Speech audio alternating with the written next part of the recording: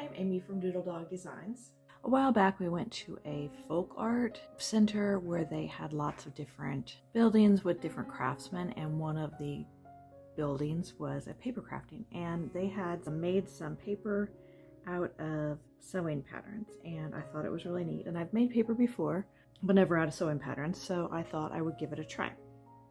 I have some old patterns like this that have been cut, and it's not something I'm going to use again, and I'm not even sure all the pieces are there.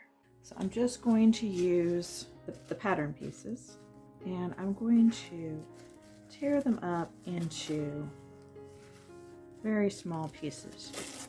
You could do this by hand, or if you have a paper shredder, that would work much faster.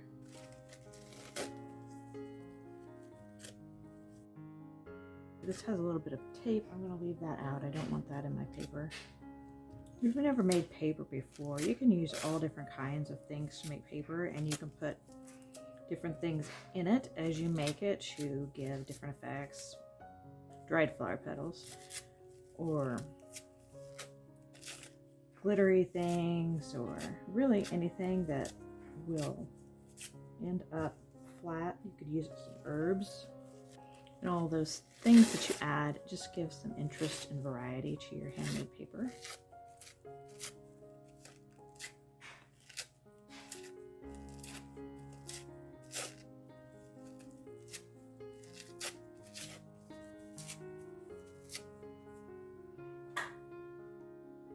All right, I've got 2 patterns worth torn up into little pieces, and this did take quite a while. If you are going to do this, you might want to sit down with a good audiobook or a podcast before you get started tearing.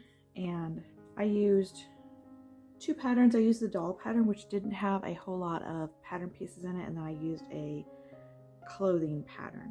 If you don't have patterns and you're going to go out looking for some, the larger the finished product, the more pattern pieces you're going to have, the more pattern paper. So think like adult clothing and bigger things like that. You can also feel the pattern, and the bulkier the pattern feels, most likely the more pattern paper is going to have in it. So I've got an old blender here. This is a blender that I only use for crafting, and I've filled it about a third of the way full with some water. Then I'm going to put some of the paper in and get it wet.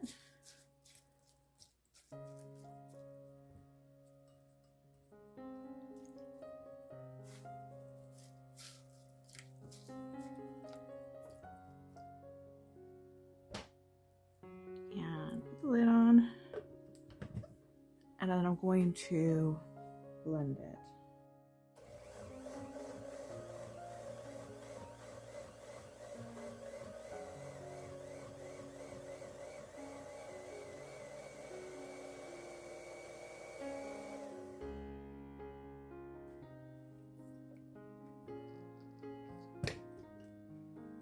You can see it's got a nice pulpy look to it now.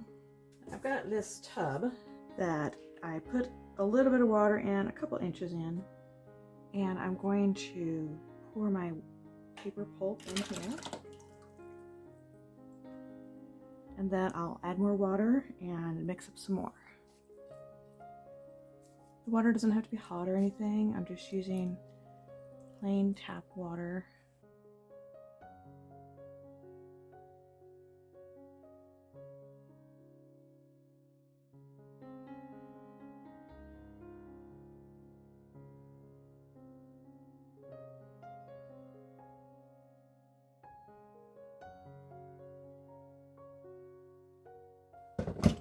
I think what's fun about this is you can use anything. You can use old magazines, you can use junk mail, and then the different colors and different textures will make your paper look different.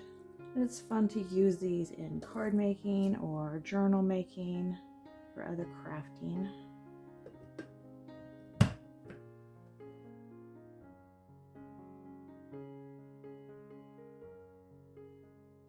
That's probably enough to get us started here.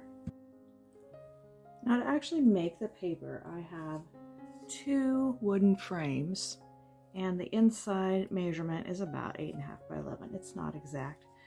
These are handmade frames. And the second frame has a piece of screening stapled onto it. This is like window screening. You could use other things. I had some old window screening, so this is what I've used. If you don't want to make a frame, there are frames available that you can purchase. So you're going to put your two frames together. And then I also have a towel over here just to soak up any excess water. I have a sponge and I have a piece of cotton fabric. I've got white cotton fabric. Okay, I'm going to put the paper on the cotton fabric to dry, and I don't want to have any colors from fabric leaching into my paper while it dries, so that's why I'm using white fabric. So you want to take your two frames and you want to put the screen side up on the one, and then you want to put the other one on top of it and line them up together. And then stir around your paper pulp. And then you're going to dip your frames into the water. It would have been easier if I had a slightly larger tub here, and get some of the paper pulp on it and move the frame back and forth to move the pulp around evenly. And you want to also let most of the water drain off. And then lift this top frame off. And as you can see, that top frame made the shape of the paper.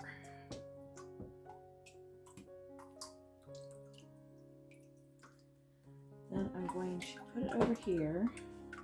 I'm going to put it down and lay it over. I'm going to take a sponge, try to sponge up a lot of this moisture, just bring it back into here.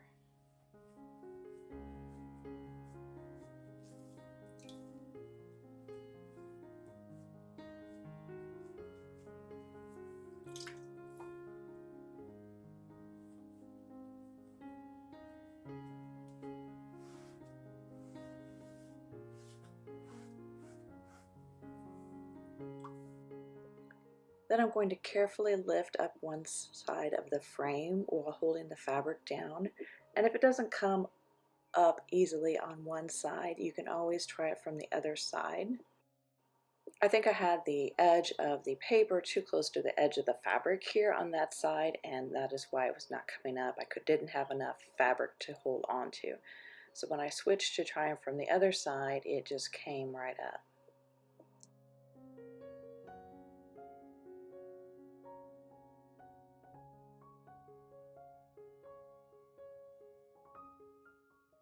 Now I can set that aside to dry.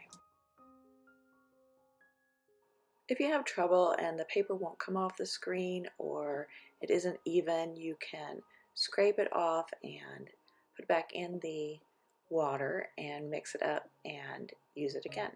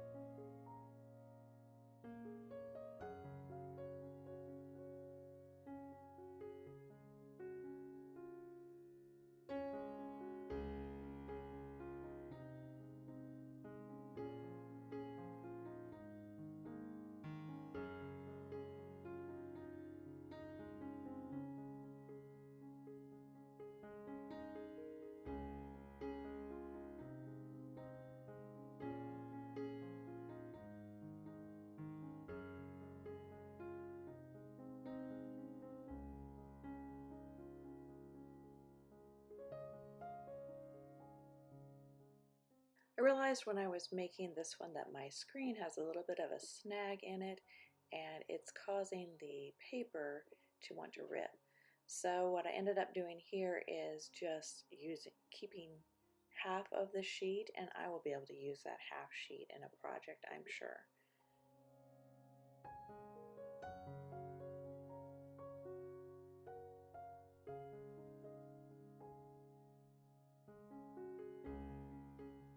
I've got them outside to dry. I put them on the patio table so they could get air on both sides, and I did end up with 2 half sheets because of that snag in my screen.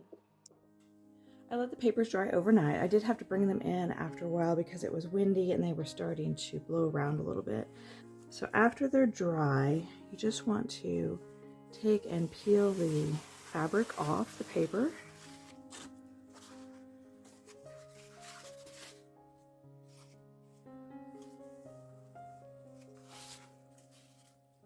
Here's my half sheet. I ended up with 2 half sheets because of that snag in my screen. And then this last piece is pretty thin. I was running out of material. So you can see it's got some really thin spots in it, but I can still use that for something. So with those 2 patterns, again, one was just a craft pattern, doll clothing pattern, and then the other was an adult clothing pattern. I ended up with basically 3 sheets of nice paper and then 1 thin piece of paper. So now you can take these and you could put them under some heavy books to flatten them out and leave them there for a couple days, or if you want it sooner, you can press them with an iron, and that's what I'm going to do. So I have my iron on a low setting, and I'm going to put a pressing cloth over the top of my paper just to keep anything off from getting onto my iron.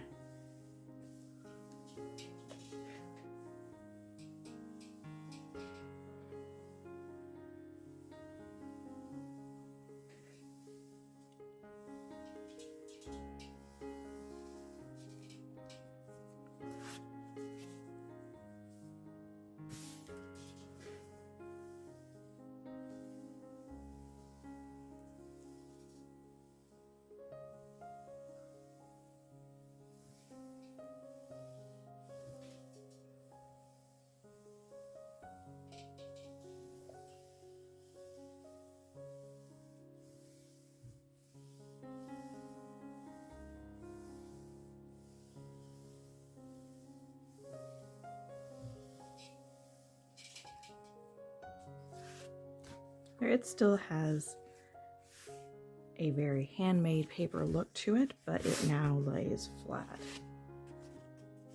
Compare it to this one that I haven't pressed yet. You can tell the difference. I really like the way this looks. I think the printing from the pattern pieces really shows up in the finished paper and looks neat. I hope you found that helpful. Be sure to click the like button and subscribe below. I'll see you next time. Bye.